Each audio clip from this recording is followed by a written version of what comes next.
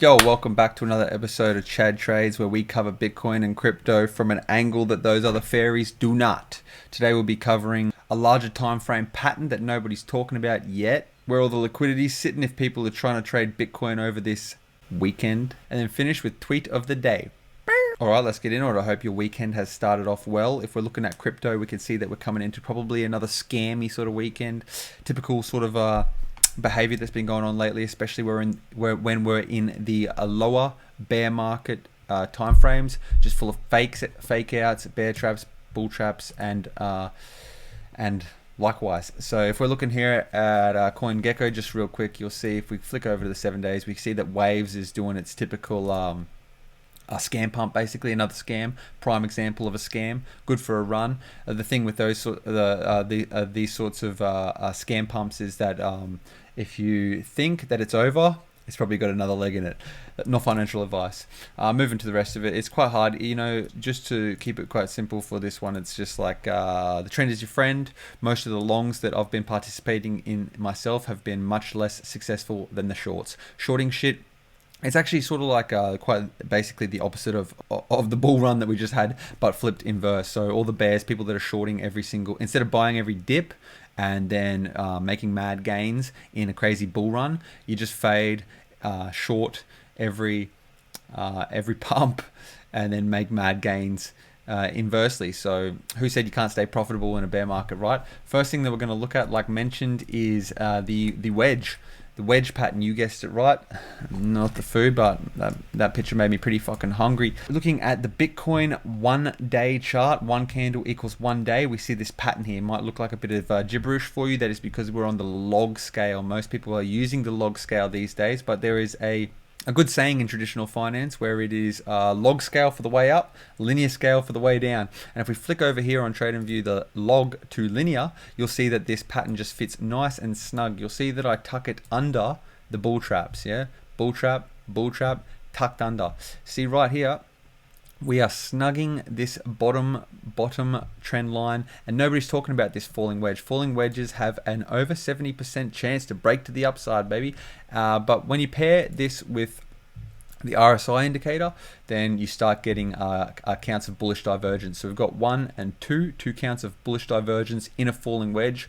This tends to have quite a high success rate, especially on the larger term time frames, and especially when nobody's even talking about it. So this is just a bit of, as they say, LARP lines, just messing around with what could potentially happen. In my mind, this is just sort of a bit of a love story, bit of a poetic happenings if it was to play out like this. But I've seen this pattern play out with things for years, and just so often actually it's paired with like a Bollinger Band squeeze, low volatility, and then momentum turning to the upside. You'll find that this pattern plays out way more than you expect. But anyways, three to four counts of bullish divergence is something that me personally I like to act on. 1 to 2, like for example, if you were open a long here, just based on these 2 counts of bullish divergence on the RSI, you're probably a bit too eager. So if we do get the third, and then maybe even the fourth if we're lucky, and it follows this trend line on the RSI with bullish divergence, you'll likely see quite a large spring loaded bear rally potentially, or the start of something new. So that's something to keep an eye out, and just heard it here first. What's next? Next here, we're looking at the Kingfisher.io app. We've got a subscription to this. You get the referral in the link or whatever, or you could just watch me talk about it. But I found that the liquidity maps, seeing where everybody would get liquidated, obviously there's stop losses and stuff like that, but liquidations do happen, big ones in fact. Seeing where all these liquidations are and would occur, what would take the most amount of money from the most amount of people, that is what we base, that saying is what I base my whole career around, basically. Counter trading the sheep.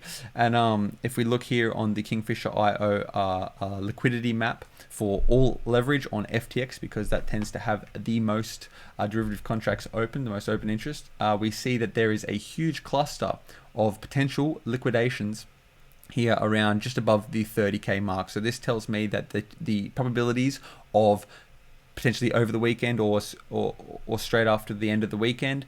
If this remains, that we will we have a huge chance of at least moving to probably the end of that cluster, so 30,500 minimum, to just absolutely destroy all these late shorters.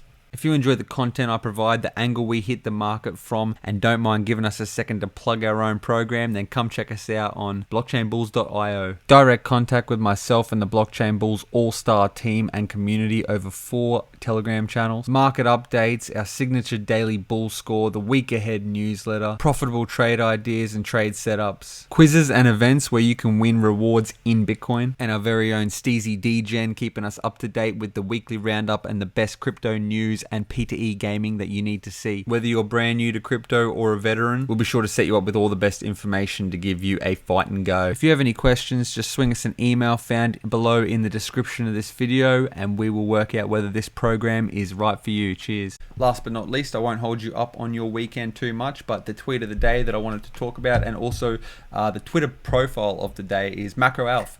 This fella, I first saw him on KuCoin News. He's seems like a good dude. He's been posting some quality shit, but the thing that I just wanted to look at and click on is just the correlation between the tech sector and Bitcoin and Ethereum. Like, look at that. That is just basically par for par. There's a lot more money in the tech sector, the Nasdaq, than there is the crypto market. So sometimes Bitcoin could be leading the tech sector. Sometimes the tech sector could be leading crypto. People were talking about decorrelation because Bitcoin hadn't moved yet, and the tech sector had started to bounce recently in the last week. But that was just basically price suppression, because it's a lot easier to suppress the Bitcoin price and then push it down like a spring when it's ready. So in this case, it was lagging.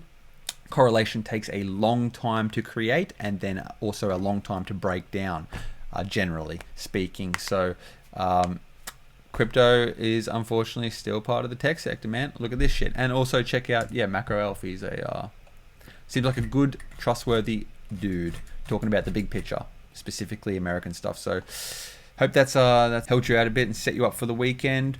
But weekends typically shit trading and shit for crypto and Bitcoin.